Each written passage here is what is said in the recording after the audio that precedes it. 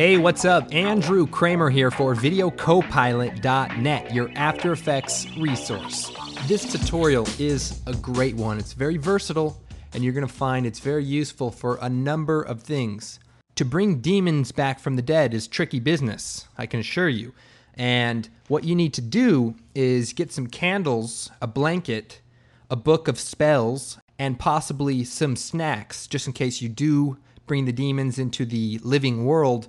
They might be hungry and you don't want them to eat you. So bring some like fruit roll-ups or some Cheez-Its or what do you have lying around, because you don't want to be their snack. And where you need to go is a graveyard, and you have to go at night. It's really dark and you're scared to go.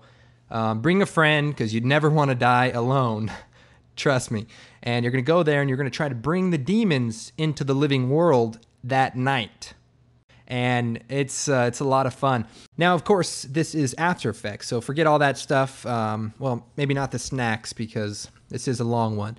Here's what we're creating.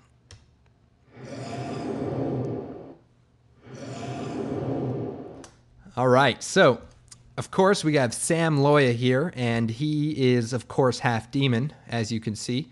And what we're going to do is create a shot where we transform him. And if you look here, you can see he slowly mutates or morphs into this monster.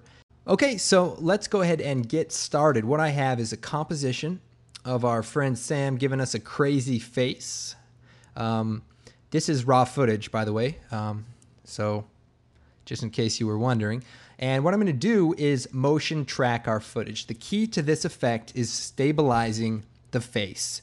And when you're shooting, the key is to make sure that your actor stays square with the camera, because we're not doing 3D motion tracking, only 2D motion tracking. Also, another example of what you can do with this effect. You won't believe this. Who said demons don't have to look good? Now, once we get this shot set up, you're going to be able to do a lot of things to the face, like colorize it, add sunglasses, all that good stuff, maybe a tinfoil hat. So let's go ahead and take a look again. What we're going to do is motion track our shot. So if we go to the workspace for motion tracking, or if we go Window, Tracker Controls. And what we're going to do is stabilize the motion. If we click Stabilize Motion with the footage selected, we will open up in our viewer to begin tracking. Now, we need to track the rotation as well as the position. So we'll take track point number 1 and drag it over to the left eye, track point number 2 to the right eye. What I like to do is just scale it out wide and then bring it back in. That way I don't have to adjust it twice. Same with this one. And we want to get a little bit of the eyebrow and just the corner of the eye. Now, the eye is a good place to track because the eyes don't really move. Once you get that in place, we can begin tracking. So we're going to come over to the tracker controls and analyze forward.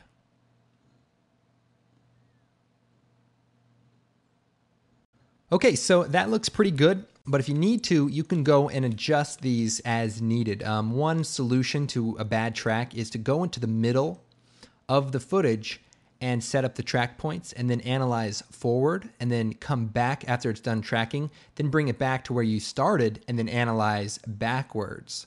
And sometimes it works well because of where the reference point starts. Once we've tracked it, we're going to click Apply, and it's going to apply to the X and Y. And if I zoom out here, you'll see that all the footage is now stabilized around his face. There is one problem. All of the blackness comes in around the edges as it rotates and repositions to make sure that the stabilization is locked in.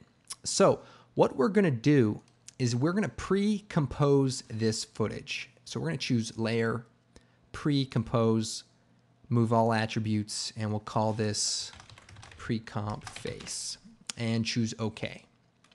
Then if we Alt double click into the comp, we can now make adjustments inside of here. And what we want to do is increase the bounds of this composition. So composition settings, and we're going to change the width and height to about 1700 by about 950. And what that's going to do is allow room for this footage to kind of move around. Okay, let's return to the original composition. And what we're going to do is use the tracking data to reverse what we've done, and thus eliminating the edges turning black. Now, here is the tricky part. What we want to do is bring this composition up above the first composition so that we can see both compositions. And then we're going to come to the top composition, hit U, and that will bring up the tracking information that has been applied to the anchor point and rotation. Now, then if we come down to our secondary comp and hit P, Shift R, Shift A, we bring up the anchor point, position, and rotation. And what we're going to do is use the information from the original track data to reverse what it's done to the footage. Now, to do this is very simple, but we do want to understand what is happening. So if I Alt-click on the position, I can pick whip the anchor point of the tracked footage, of the stabilized footage. And what that will do is essentially use all of this anchor point data for the new position of this layer. So consider it reverse stabilization. Now, we also need to reverse the rotation because not only is the footage shaky, but it's also shaky rotation-wise. As you can see, it really rotates. I purposely shot it shaky so that you could see how versatile this technique is. Now, for the rotation, we want to Alt-click on the rotation stopwatch, pick whip the rotation, but if we let this go through, we're essentially adding rotation to something that already has rotation, and we want to reverse the rotation. So we're going to add a little expression to the end, star or multiply times -1. So whatever this says times -1, thereby reversing it. So if this is -4, this is +4, and so on, -2, +2. And basically that reverses what's happening. Now, the position or the anchor point also needs to be adjusted. And we can pick whip the anchor point to the position, to the opposite of the pre-comp, and that will then bring the entire footage back to its original state. That's the tricky part, but I can assure you it's actually pretty simple once you understand what's going on. And even if you don't understand, just pick whip the values like I've shown you here, and you're all set to go. Now, if I take these sunglasses from the original comp, bring them into this comp now, and play my footage back, the sunglasses don't stay on the face. But if I parent the sunglasses to the footage, it will then use all of the reverse position data to lock the sunglasses onto the footage. Okay, so now that we have the footage tracked and reverse tracked, we're going to add the liquefy filter from Effect, Distort, Liquefy. Now, the liquefy filter is actually very powerful, except not very useful when you have moving footage. But because our footage is now tracked, so if we add a distortion to his face, it will stay locked on his face. Now, this is probably one of the coolest things I ever came across. And what you do is, of the many tools, there's one here that basically shrinks part of the image. So if we kind of zoom in here and we increase the brush size and the brush pressure, what I can do is hold down the mouse on his nose, and what it does is shrinks the nose down, right? Pretty weird looking. I know, it's funny. And if I run through the footage, you can see that his nose is staying shrunk down. And if I play this back, Sam's actually right behind me and he's looking a little embarrassed. If I play this back, we have that distortion locked on to the face. Now, if I were to apply this liquefy to an adjustment layer or a non-tracked and reverse-tracked footage, you wouldn't be able to do this. If I type in liquefy and apply it to the adjustment layer and do the exact same thing, if I move around, the distortion also moves around because the footage is only being distorted at that point. It doesn't realize that there's a person in the shot. It just distorts the images based on that coordinate of the footage. So that's no good, and a lot of people see this as a big problem. But if you can track and reverse track, I know I'm saying that a lot, but I really want you to understand that concept. It is very powerful.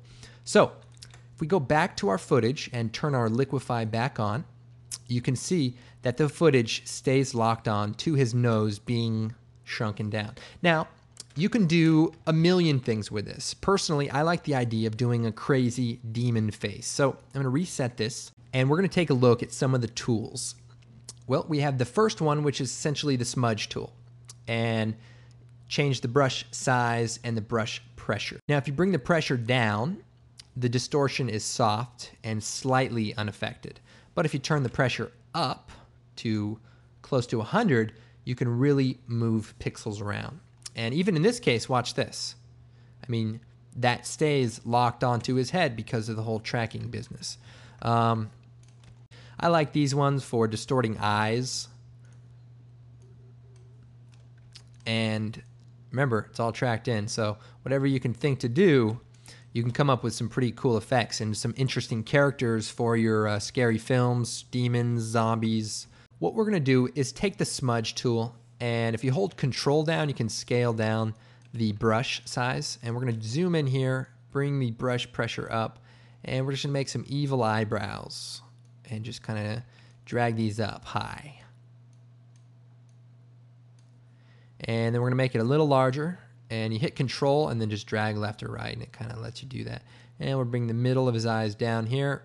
We're going to make his nose larger, and that's what this tool here does. And we make a large brush, and we can... Oh, that's a little too much. Make the nose larger and maybe move the nose up.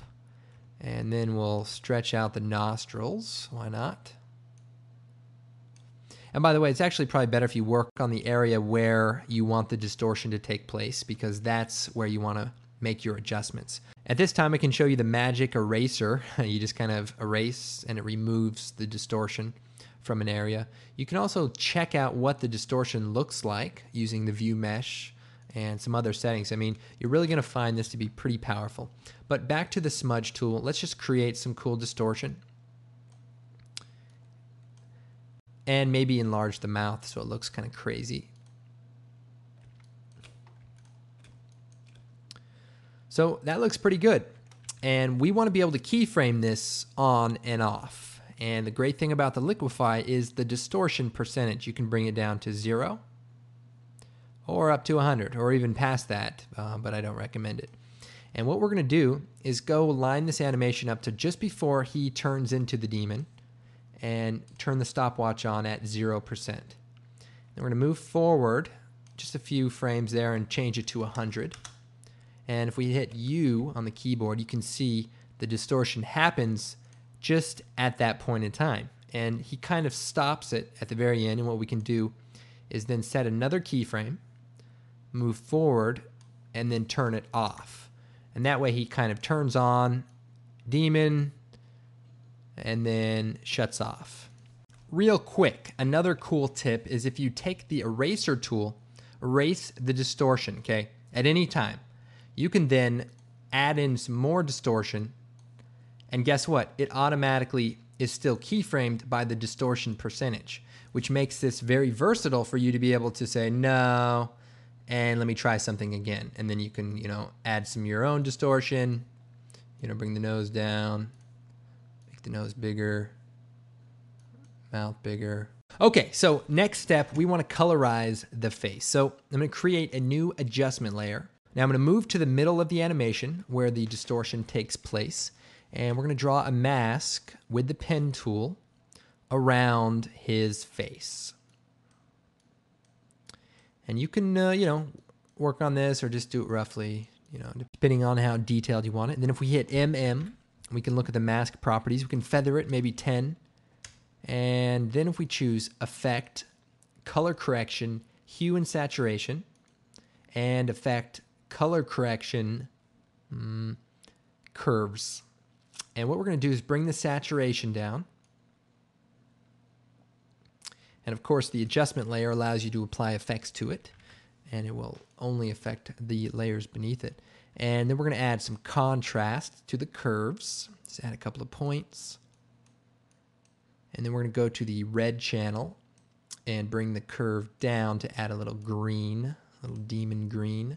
You can even bring it down and then add some like red too, just give it some demon contrast. And you can play with the blue channel, whatever you like. Also, we can expand the mask 5 pixels so that we can make sure to get all the edges around. Now, this layer needs to be locked to our footage. So at the point in time when you draw the mask, parent it to the comp, and then it should stay on it pretty good.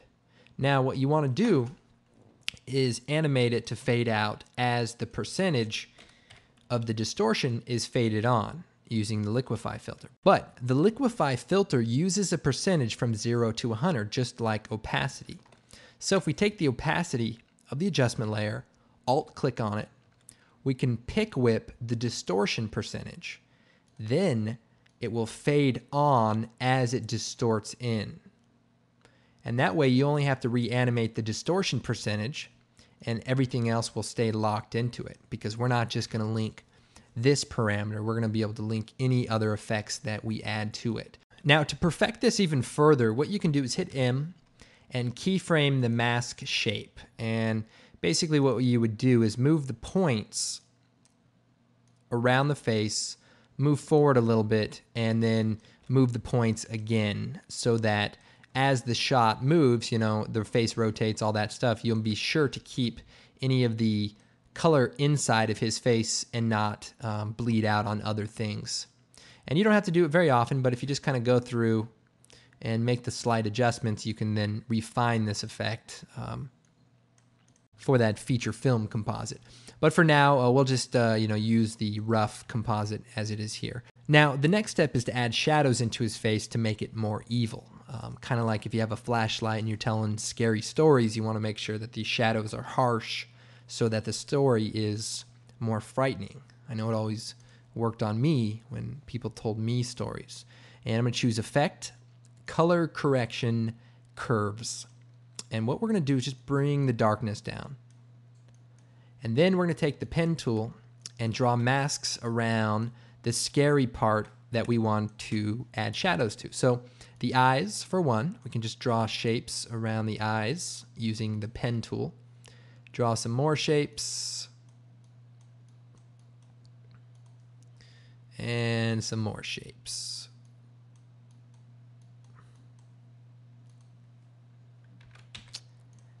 Then what we can do is feather these masks. So if we select the layer and hit F, you can select all the feathering, hold down Shift, and then increase the value for one, and it will change it for all of them. So as you can see, we add this nice shadowy effect. So now that we've done that, we want to parent our adjustment layer to the pre-comp, and that way the eyes should stay pretty close. And then what we want to do is hit T and U for this layer, and we want to alt-click on the opacity and link it to the liquify filter. And again, that way everything fades in at the same time. Now, you may not want this effect to be 100%. What you can do is add a little expression at the end, divide by 2. And that way, if this value is 100, it'll show up here as 50. If it's 50, it'll be 25, and basically fade in at half the speed. And that way you can, control the percentage through the expressions without having to, reanimate every time with keyframes. Because if you can eliminate doing keyframes, you can really save some time. Now, that's looking pretty good. I'd probably make it a little scarier, but that's pretty good for now. The other thing we can do is add a crazy texture to his face. And what I'm going to do is go over to my Riot Gear effects. And by the way, I get a lot of questions. How do I get the Riot Gear folder into my project? Well, when you choose Import, select a folder, and there's a button that says Import Folder, and it'll import everything in there. So Riot Gear, available at videocopilot.net, of course. Now, what I'm going to do is go to the grungy textures, low resolution, and the grayscale. And we're going to use grungy map number 2. Kind of looks like some stamped concrete, but kind of has some vein-like features. And what we're going to do is bring this out to our comp, and we'll hit T, bring the opacity down a little bit. And we want to actually change the transfer mode, F4, and change it to overlay. And maybe hard to see, overlay. And you can see it kind of creates a cool texture on the face. So you can move it around to where you think it might look good. And once you do, you can then take the pen tool and draw around the face. Now, you want to be careful about where you put this because on certain areas it's not going to look good. What I recommend is doing the whole face.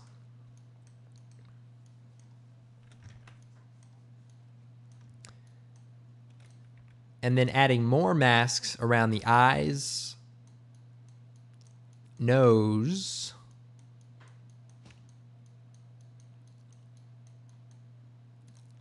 and the mouth.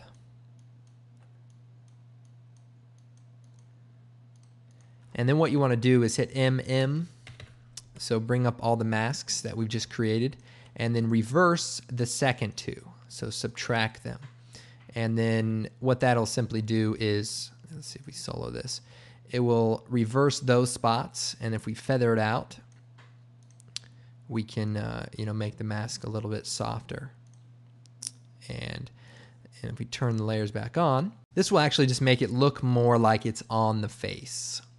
And the opacity is at 50%, and we're going to then link this parent to our original layer like we do with all the additions to the face. And then we're going to link the opacity to the liquify filter. Alt-click on the opacity, pick whip it, and then add a little expression divided by 2 because we want it to be the maximum value of 50. And that way, it fades on and then fades off. What I'm also going to do is just add a final color correction, layer new adjustment layer. We're just going to add a curves adjustment and just overall darken the image. You can also add one of your Filmmagic Pro presets. I like my Green Easy, of course. And that will just make the footage look nice. And you can also just make an adjustment to make it a little bit darker. And there we have it. Crazy demon face. Of course, you want to change your distortion. Take the eraser tool from the liquify, erase the distortion. And you can just use the regular face. That's pretty scary alone, if you ask me.